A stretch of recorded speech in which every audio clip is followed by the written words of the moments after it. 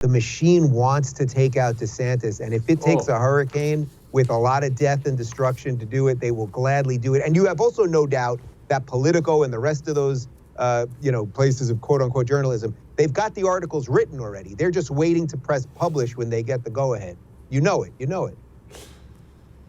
You may think he's joking. He knows this business. I know this business. He's not lying. That was not him joking. They already have the articles typed up. They're going to fill in some blanks whenever they're done about how this is all Heavy D's fault. Headline from the New York Times: facing a dire storm forecast in Florida, officials delayed evacuation.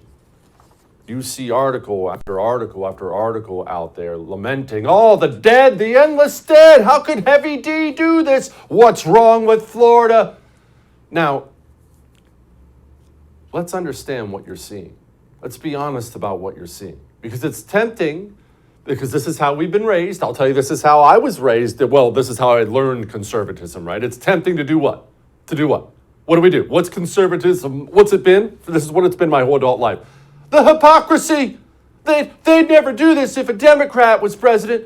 Can you imagine if a Democrat... Stop with that. That's not what you're seeing. It's not hypocrisy to them. And pointing out their hypocrisy doesn't move them at all. They don't have your value system. That is something that is so hard to get through to people on the right. They don't have your value system. It's not hypocrisy. To them, death is an opportunity.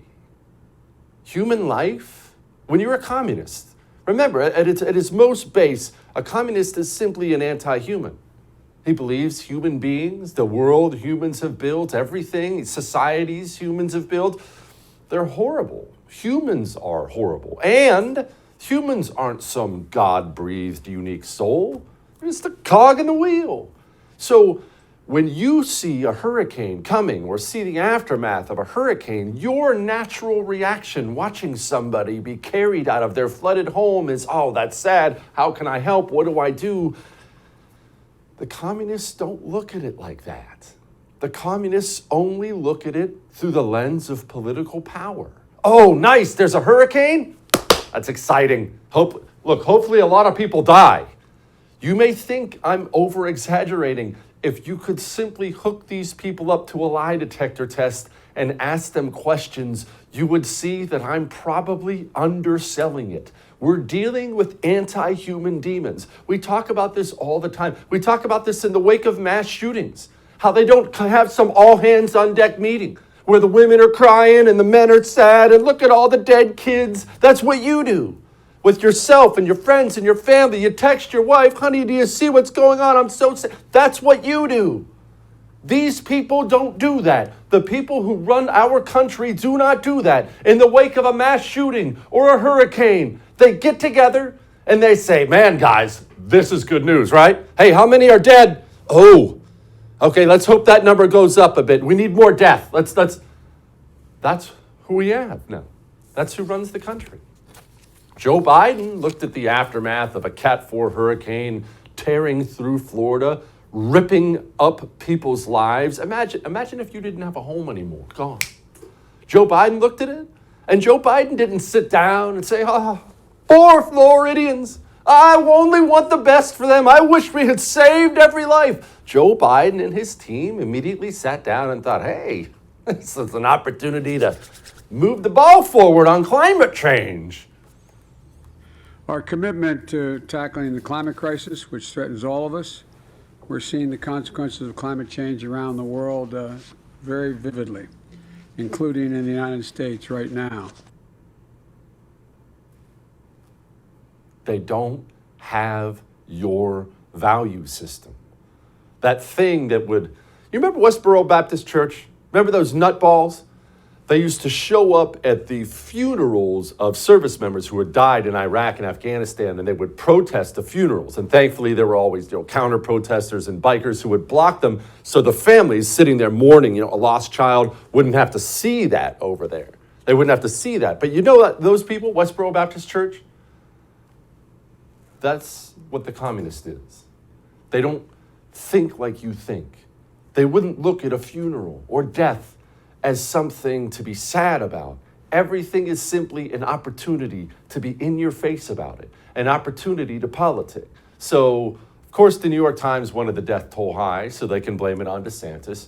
Joe Biden wanted the death toll high, so he can continue to push the climate change genocidal death cult. Dome realized, hey, okay, we can use this hurricane to do climate change, but let's not neglect the other various branches of America's Communist Party. I mean, my goodness, hey, let's do some race grifting in this whole thing. It is our lowest income communities and our communities of color that are most impacted by these extreme conditions and impacted by issues that are not of their own making. And so women. Absolutely. And so we have to address this in a way that is about giving resources based on equity. What do you want me to say?